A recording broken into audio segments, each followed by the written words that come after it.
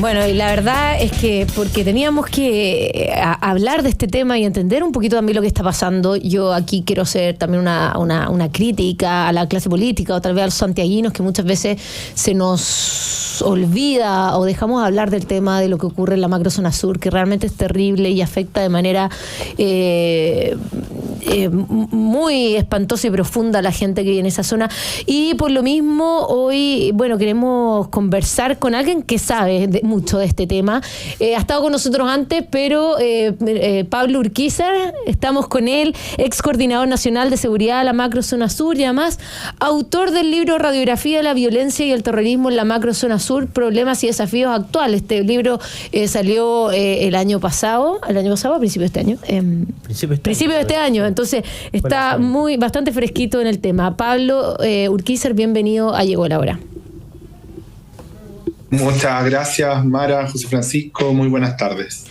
Oye, Pablo, la primera pregunta es, bueno, ¿dónde hay que ubicar lo que conocimos este fin de semana? ¿En el marco de qué asunto esto es parte de simplemente el crimen organizado? ¿Esto tiene que ver con alguna reivindicación de algún tipo? ¿Esto es terrorismo? ¿Esto es una represalia por la condena de Héctor Yaitul? Estoy diciendo tesis al aire, obviamente no tengo información al respecto, pero ¿dónde hay que ubicar este crimen tan brutal que conocimos el fin de semana?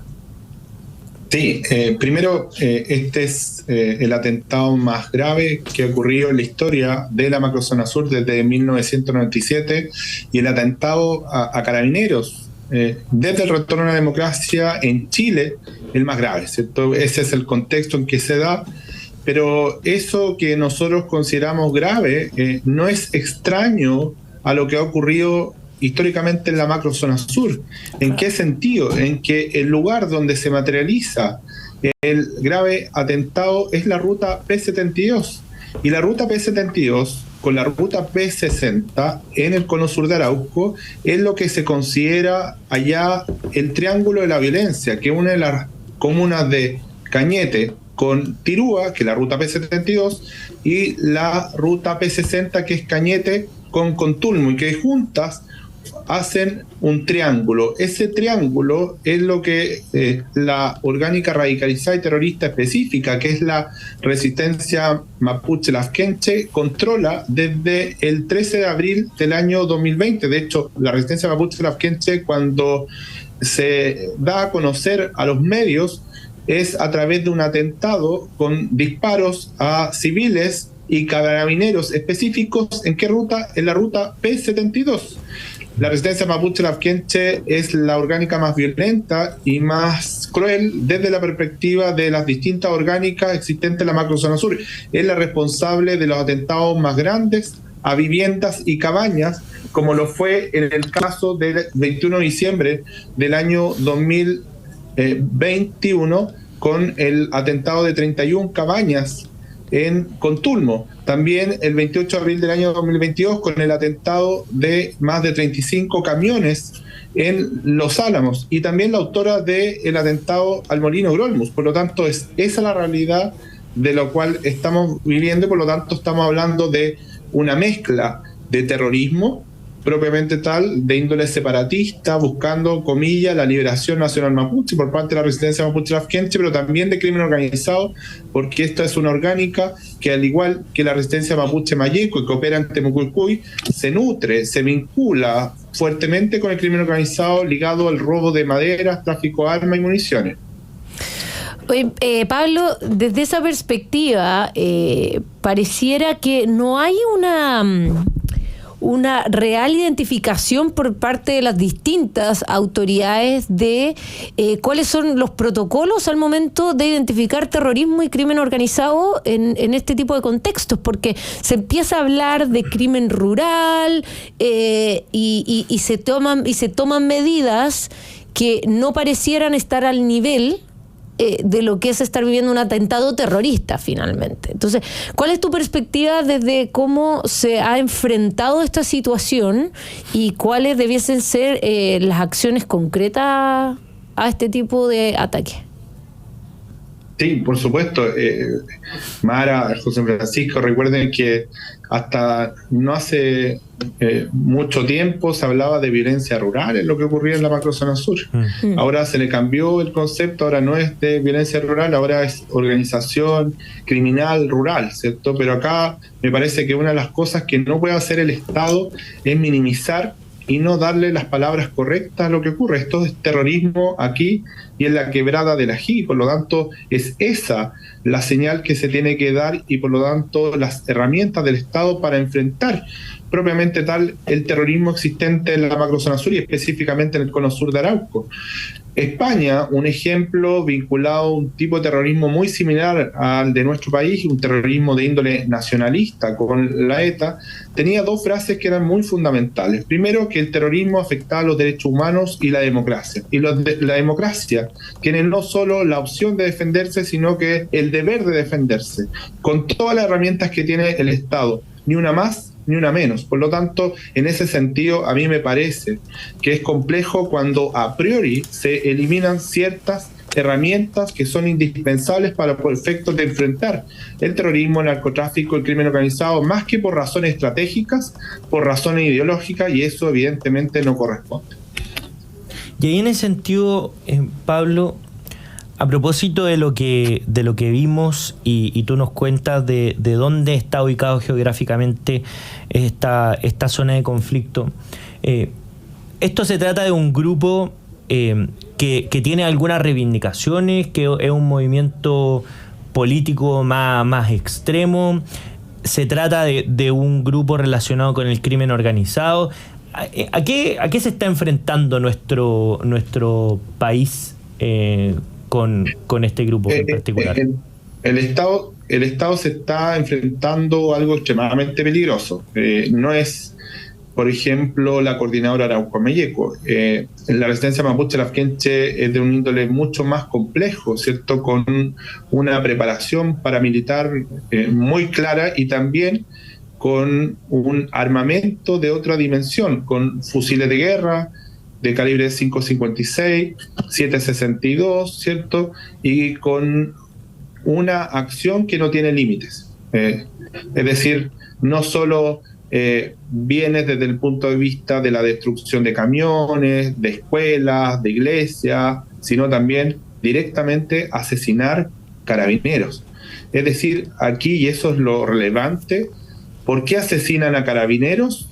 Porque carabineros son los que imponen el Estado de Derecho en aquellos lugares donde se disputa la soberanía territorial del Estado. Por eso que esto no es un problema de seguridad pública, esto es un problema de seguridad nacional, y es en ese contexto es que el Estado tiene que afrontar lo que está ocurriendo en la macrozona sur, porque son las familias mapuche y no mapuche en la zona, incluso las instituciones policiales, las que están sufriendo las consecuencias de la ausencia y la despreocupación del Estado. Ya lo decía Mara, no solo la ideología, no solo el romanticismo es uno de los problemas de la macrozona sur, sino también la indiferencia. Es decir, algo que ocurre a más de 600 kilómetros de Santiago, lamentablemente no tiene la relevancia como si ocurriera en Santiago. Otro dato para entenderlo: en Triángulo de la Violencia existe una comuna que es Tirúa, y dentro de Tirúa existe un sector que se llama Quibico. Bueno,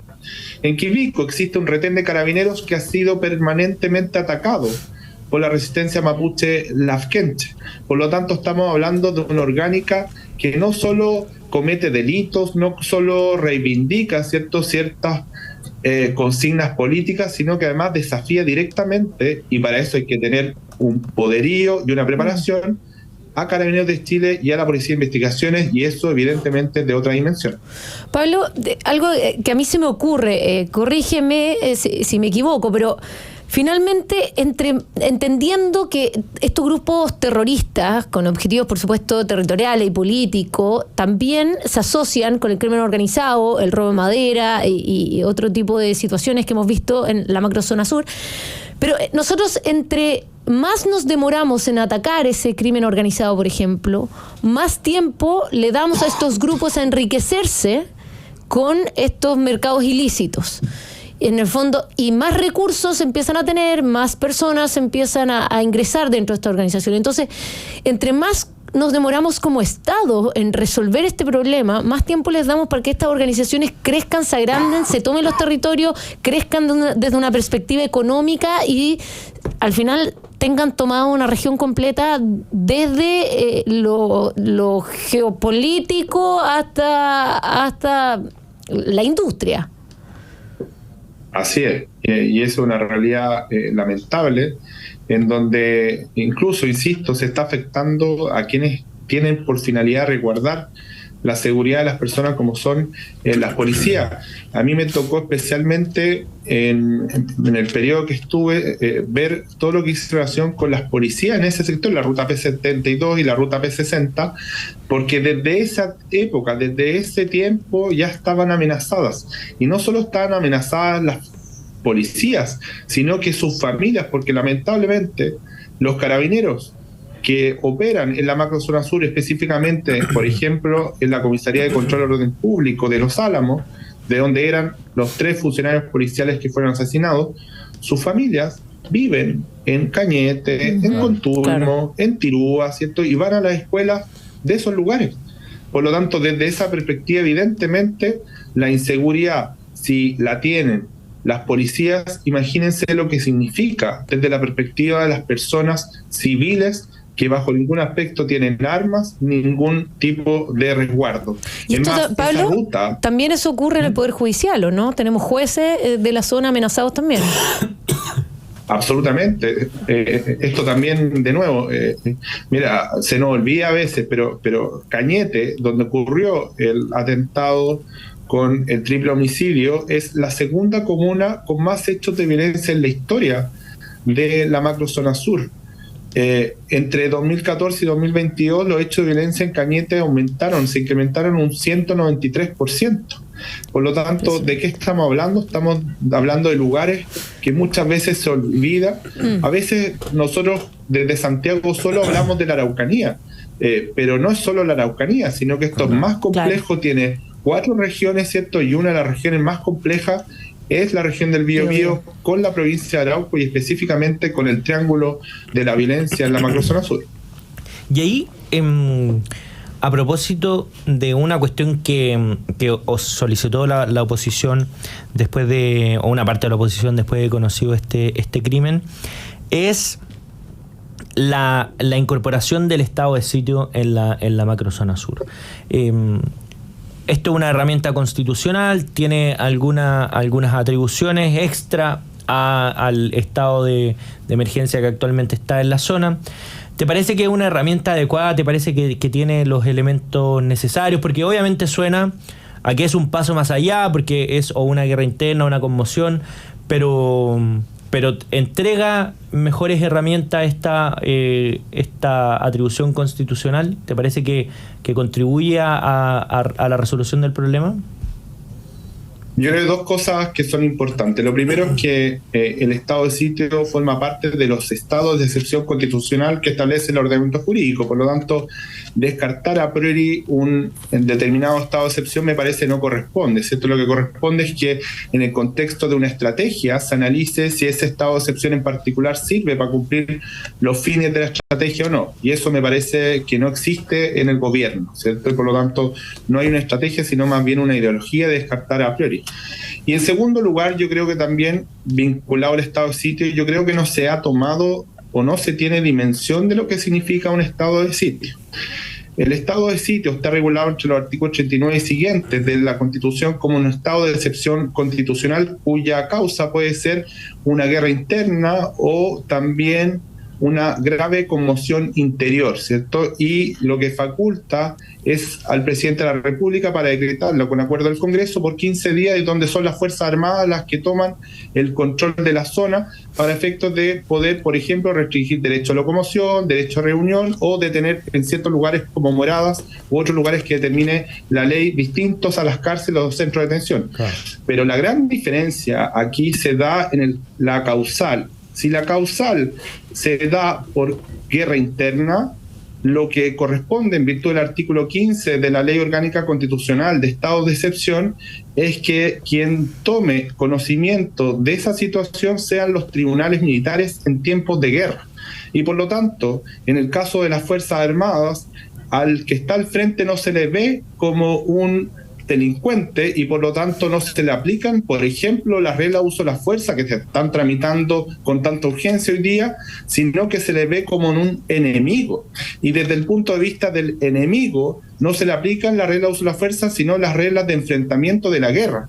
Y por lo tanto, en ese contexto estamos hablando, y eso me parece que no se ha dimensionado bajo ningún aspecto del contenido específico, de qué tipo de estado de sitio se pretende, y si nosotros estamos dispuestos a actuar con las Fuerzas Armadas como si fuese una guerra. Y una última cosa, Pablo, hay opciones de que, dado la excepcionalidad constitucional en la que ya está la macrozona sur desde hace bastante tiempo, pueda intensificarse, por ejemplo, la participación de los militares, porque al principio, cuando se puso esta medida, estaba toda la discusión de si su aplicación iba a ser acotada o no. Hoy día hemos llegado a que la participación de los militares es básicamente una colaboración con las policías. ¿Puede haber otro rol distinto en el marco de este mismo estado de excepción que incorpore más a los militares en la prevención de este tipo de delitos? Sí, yo insisto, esto no es un problema de más o menos militares, esto es un problema de estrategia y de inteligencia, porque el terrorismo, el narcotráfico y el crimen organizado se desarticula con estrategia y con inteligencia, donde los militares o las policías, ¿cierto?, son un insumo más en esa estrategia y esa inteligencia. Y desde esa perspectiva hay que recordar que el gobierno no quería el estado de emergencia. De hecho, los primeros 50 días de gobierno, el gobierno rechaza el estado de emergencias y son los 50 días más violentos del año 2022, con un incremento de un 53% del estado de emergencia. Y después lo que hace, recordemos, con la ministra Sichel, es decretar, en palabras de ella, un estado de emergencia acotado, ¿cierto? Es decir, a las rutas específicas para efectos de que, por ejemplo, la ruta 5 Sur, ¿cierto?, no sea intervenida en el contexto de un posible paro camionero que iba a haber en esa época. Y por lo tanto, desde esa época se ha ampliado las facultades del estado de excepción. Por ejemplo, el día sábado se implementó una facultad que nunca se había implementado en los 2 años del estado de emergencia de la macrozona sur, que es la restricción de ciertos derechos fundamentales, por ejemplo, el derecho a locomoción en el contexto de los toques de queda.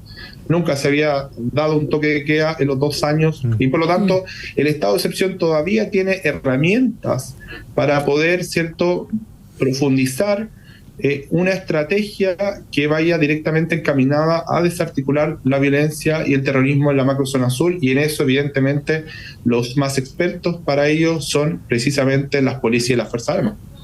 Bien, bueno, interesante conversación con Pablo Urquizar, ex coordinador nacional de la macrozona sur, académico de la Universidad